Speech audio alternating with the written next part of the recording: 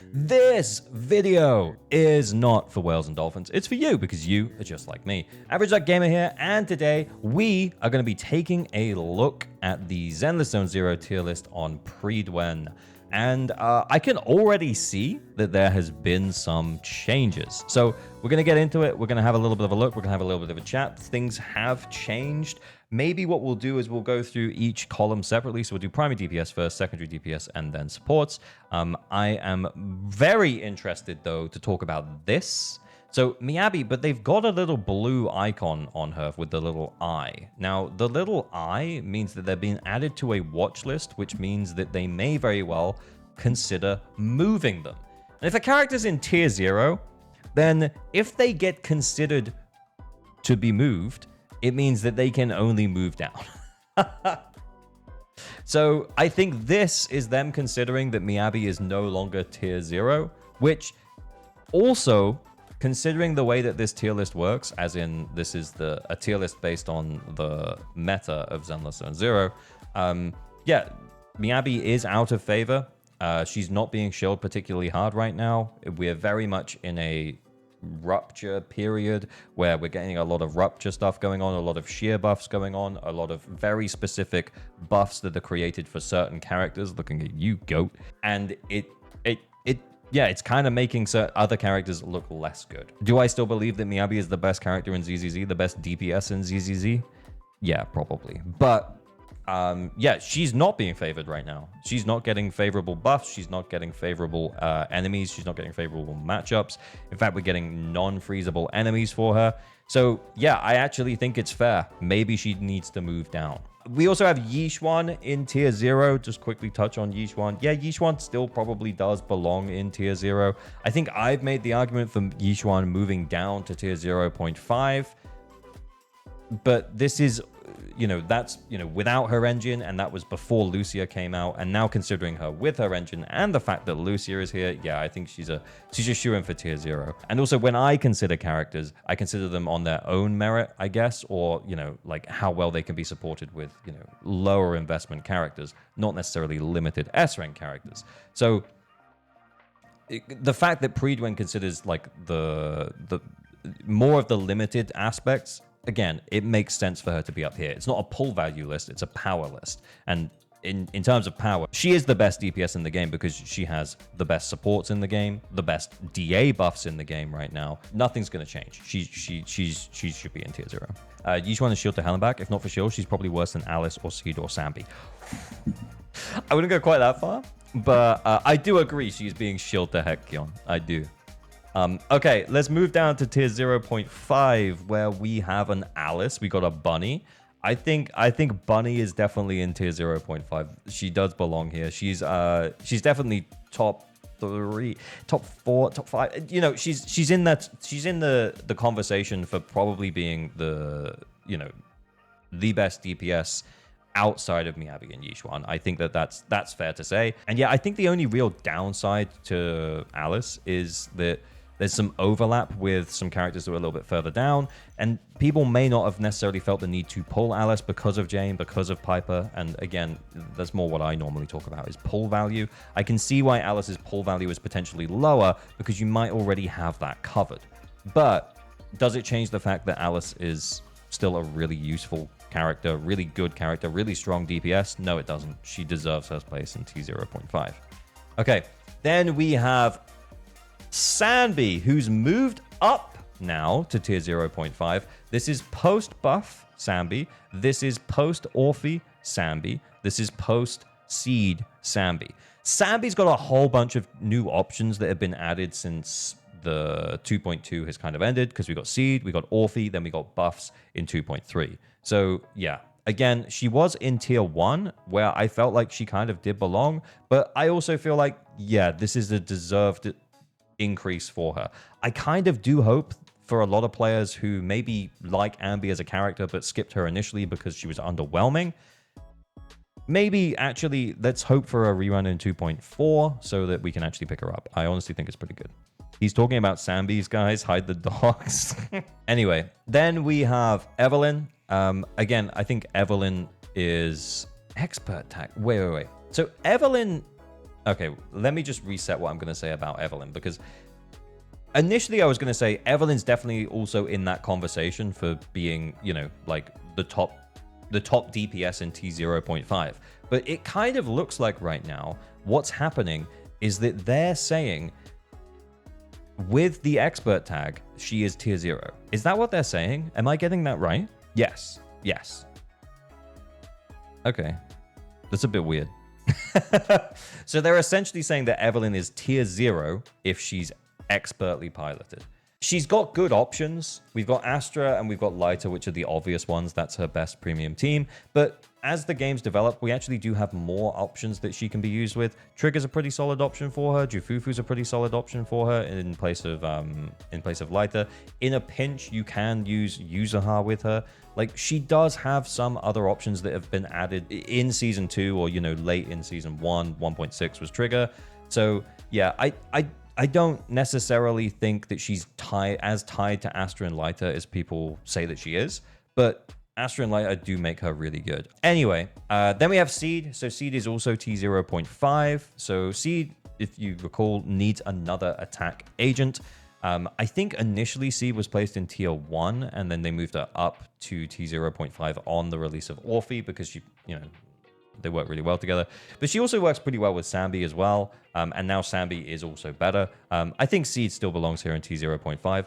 If I'm honest, I think that Seed is benefiting a lot from buffs being pretty tailored to her, if I'm totally honest with you. But again, that is the meta, I guess.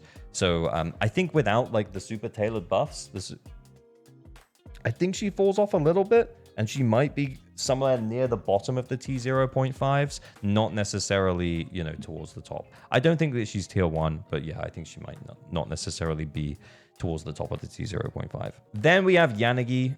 I think what makes Yanagi good is that she can do so many different things. She can run a team on her own. You can have her as a primary DPS and then run her with someone like Vivian. But then you can also use her to support a team as well. So as a secondary DPS, you know, alongside someone like Miyabi, where she can cause a bunch of disorders to give Miyabi a bunch of Frostfall stacks and then, you know, more enhanced basics for Miyabi. So she can do multiple different things, and that's just 2 team examples. You know, she can also work, you know, with Bernie. She does really want another anomaly character. I've also used her with like a Yuzuha Jane team, so where Jane's taking a lot of the field time and being more of a primary DPS, and then Yanagi's kind of, you know, helping to support that damage. So I do think that Yanagi deserves a spot, but I think honestly what's keeping her here is that flexibility and not necessarily her strength. That's my opinion on it anyway. Okay, let's carry on moving down. Interestingly here, we'll talk about maybe Ellen and Juyuan together, since they're both the 1.0 units. So Ellen and Juyuan both released in 1.0, and they're now on watch list. I'm guessing to move down. I don't think that they're going to be moving up. I think that the game has kind of developed very, very fast in ZZZ. We've had HP going up quite substantially quickly, and for a while now we've been having very specific buffs tailored to newer style characters. Sometimes these characters can take advantage of them. Things like ice damage, things like ultimate damage can be really useful for them. But if I'm totally honest, yeah, I kind of see them moving down. I do kind of see them moving down. My poor girl, I feel the same way. On both accounts, I think Ellen's design is incredible. I would love for Ellen to be rerun post the buffs and me to be like, you know what? Actually, maybe it's time to pull Ellen. Ellen's pretty cool, guys. But honestly, I just don't think it's a good play anymore. Look, also, T1.5 doesn't mean bad. They're still in meta characters. They would just be halfway down the meta characters. I actually think that wouldn't be unreasonable. In fact, I think they should probably already be there. There, I said it. Interestingly though, Hugo not on watch list. Hugo also not partner tagged when he desperately needs Lyta. OMG. Yeah, that's a bit weird. I think he needs the partner tag bare minimum to stay in T1. If not, I think he should also be on watch list with these two and be considered moving down. He's suffering for the sins of Miyabi, I guess. Then we have Jane. Jane's still T1. Jane's still T1. Piper's still T1. I think these two kind of, like, you know, I think you can make the argument for Piper being slightly better than Jane in certain circumstances, and Jane being better than Piper in other circumstances. So, yeah, I am both pretty good still. Both T1 anomaly agents. I think I'm okay with it. And then Minato enters the tier list at T1, which is actually pretty solid. A rank DPS entering tier list at tier 1. Piper level good, but except he's a rupture DPS. Actually pretty great. Remembering that they're rating the A rank characters at M6. Honestly, I don't have much hands-on experience with Minato after only playing him a couple of times. But yeah, from what I've seen and the scores I've seen and the runs that I've seen, I don't think it's crazy to consider him a tier 1 agent.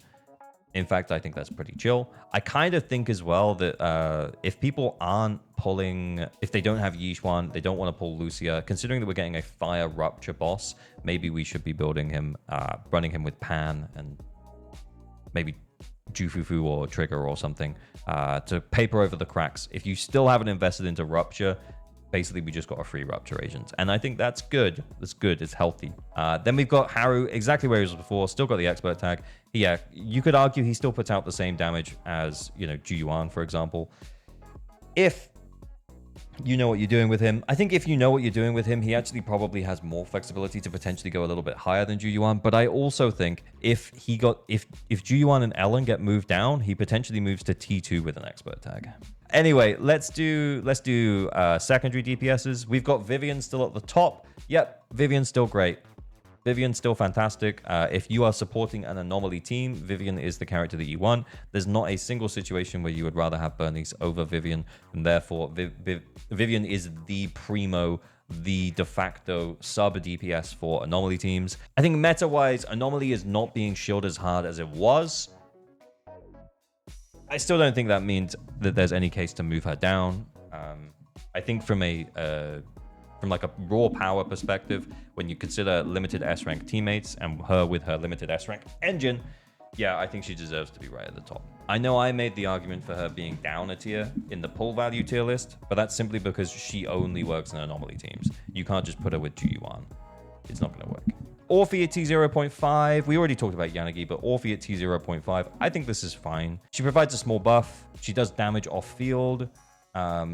I don't really have that much to say about her. I think this is the right spot for her. She's in here in this bracket with all of these guys. If Miyabi's on watch list, I feel like Vivian should be also. Yeah, here's the thing though. I think what's different between them is that there's a lot of anti-ice shill.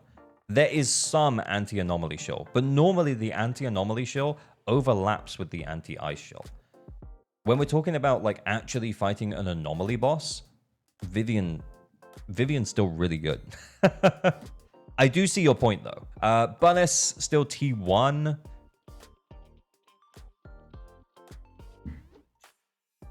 I don't want to be mean to Bunnis. I love Bunnis. I think she's still fine. I think you can make the argument for T1.5. Are you going to clear pretty easily though if you have a... Oh, go away. Are you still going to clear pretty easily though if you have a decently well-invested Bernice running with like a solid on-field anomaly character? Like, let's say it's a physical Fire Week enemy. We don't really get those in DA. I can't think of one in DA, but we've had a couple in Shield defense. So let's say you're running Alice or Piper or Jane with Bernice and like maybe not the ideal teammate, like not Yuzuha, but maybe Astra. Are you going to struggle with that fight? Probably not. It's probably still fine. Yeah, so as much as I can definitely see the case for potentially the idea of Bernice moving down a little bit, I think she's still okay. And then Grace is down here. Anyway, let's go through the supports. So, support-wise, we still have Astra. Go away. We still have Astra right in tier 0. Astra and Yuzuha. I don't think we really need to talk about them being in tier 0. They very much deserve the T0 spots. Fufu has moved up to T0. And Lighter is on watch? Really? I guess anti-ice shill hitting everybody, huh? Look, I don't really even think I can argue that this is wrong to have him on watch list, considering the fact that, like, yeah, ice agents potentially are being less effective. We haven't really had that much Fire Week content recently. I mean, we're gonna have Wanderer, but that's gonna be a very specific Rupture boss. Like, we had Pompeii, like it was every single week we were having Pompeii. But then for this DA and then the last, oh, we did have Pompeii there. Maybe I'm overthinking it. I don't think it's crazy for him to be on watch list. I do kind of think it's crazy that Fufu moved up to T0. But then again, Rupture getting stronger, Rupture buffer getting stronger, new Rupture DPS also coming out, T1 Rupture DPS with Manato, and Idari coming out next patch. But if I'm totally honest, I think I would have kept her in T0.5. I don't think she deserves this much of a move up. This is great. This is a great spot to be in. T0.5, this is a great spot to be in. I don't necessarily think she's best of the best stun agent.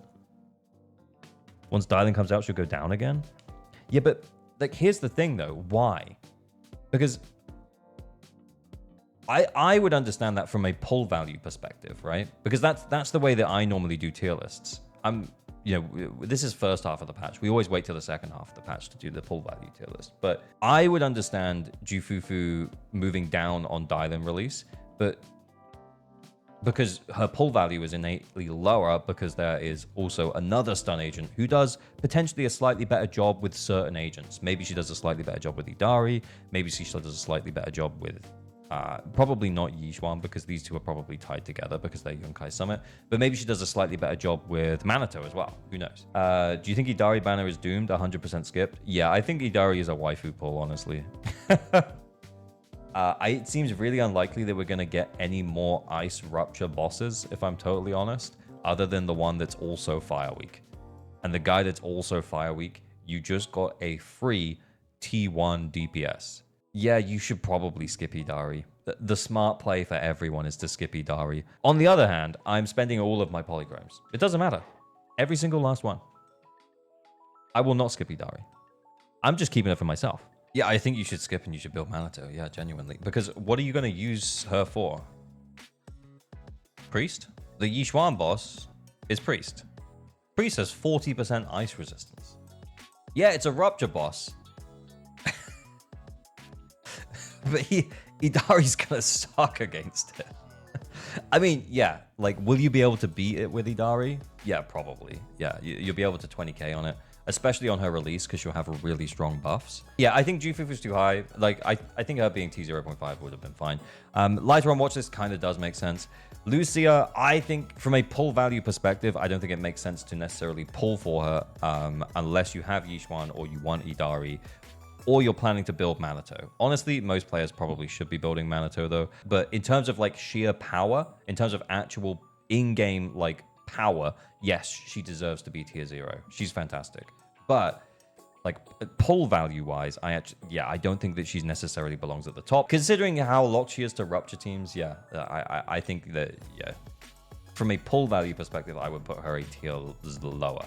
Because if you think about it, Astra can work in anomaly teams, which means that basically and she can work in attack teams, and she can work in Rupture teams. Astra can work absolutely fucking everywhere. Yuzuha can work everywhere except Rupture teams. But she's fantastic in anomaly teams, and in a pinch, she can also work in attack teams. She's a huge upgrade over someone like Lucy, right? Like an A-rank support. So I think both of these belong here. Then we have Nicole, T0.5, with an expert tag. Honestly, based. Considering how flexible Nicole is, she can basically work in every team except Rupture teams. But yeah, the expert tag meaning she's T0. Yeah, that's fine. Partner Miyabi and her being T0.5. Yeah, I think that's great. Trigger. With engine, yes, I agree. With engine, yes, I agree. T0.5. Without engine, I would say lower. Okay, then we move down. Lycan still T1. Chingy still T1? I think they're both okay in T1, actually. Yeah. I actually think this tier, like, this is completely fine. Lycan, Pan, Pulchra, Chingy, great. Caesar was here. She got moved down, like, last tier list, right? Then Lucy and Rena. Yeah, that's fine. That feels okay to me. Khalida here, and who gives a shit here? Yeah, I think that's crazy. Okay, should we read the changelog?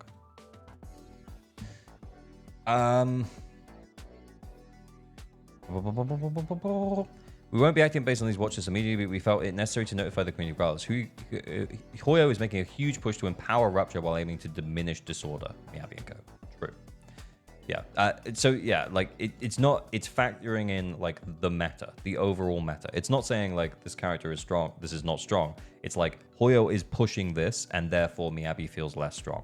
Honestly, I kind of completely agree with Miyabi being on the watch list on that basis. Nicole, expert, because in the hands of experts, considered one of the best in the game. Long time now, we have requested with tier 0. We've held off due to her mixed results at lower skill levels. Finally adding the expert to our tag to demonstrate her power for those who can play her. Woo! I think honestly, yeah, without expert tag, she's T0.5. With expert tag, deserved T0. Absolutely. Good. I'm happy. Fufu already performing extremely well in the phases since her release, enough so to move her to T0. With the upcoming push towards Rupture and release of Lucia, we expect she'll only be pushing higher in the future. Based on this, we're moving to T0. I think that's an overcorrection. I think she's fine in T0.5. I think she's fine in T0.5. Soldier Zero Ambi. With her buff and momentum gained for the release of Orphe, Soldier Zero Ambi has gained significant power. This power is enough that we're increasing her rating from Tier 1 back to T0.5. Honestly, yeah, that's fine. Yeah, she got the buff. She got a bunch of characters coming out that helped her. Yeah, I think that's fine. Ellen and Ju-Yuan, while capable of performing sufficiently in the endgame, haven't been keeping up with other agents currently placed in T1. We're not moving them down immediately, but I'll watch them to give them some time to bounce back. I think we're missing Hugo here. Honestly, I think we're missing Hugo. I think this is fine. I think we also should be talking about Hugo. Miyabi is the highest profile casualty of Hoyo's new boss design, boss rotations and available buffs. Currently in DA, bosses featured are specifically designed to counter Miyabi, with said enemies being unfreezable or having increased anomaly build-up resistance. Additionally, Miyabi has recently suffered from lackluster deadly assault buffs, as well as newer anomaly buffs lack disorder-related effects and instead buff anomaly proficiency or lack synergy with her entirely. This isn't isolated to a single phase either, often occurring for back-to-back phases, which is having a visible impact on her results. Miyabi is one of the strongest characters of the game without question. However, if content continues to be designed to hinder her performance, we may be forced to adjust her placement until it stops happening. We have no plans to move Miyabi in the short term, but I'll watch this to highlight what is happening with the fact that if it gets bad enough, we'll have to eventually pull the trigger. Yeah, I think, yeah, that's fine. Lighter, while powerful, isn't displaying the same level of dominance as other T0 support characters. Compared to Fufu, his core teams aren't gaining momentum, which basically just means they aren't getting good buffs, which is not untrue. With many of them having difficulties with increased difficulty on new boss cycles. With that said, Light still remains a strong pick for many. We'll watch this from now and see how he does in the next phase. Yeah, I can see him moving down to T0.5, literally next. Next Prydwen tier list. Just real quickly to run through the changes. This is fine. Hugo should also be on watch list. Miyabi deserves to be on watch list.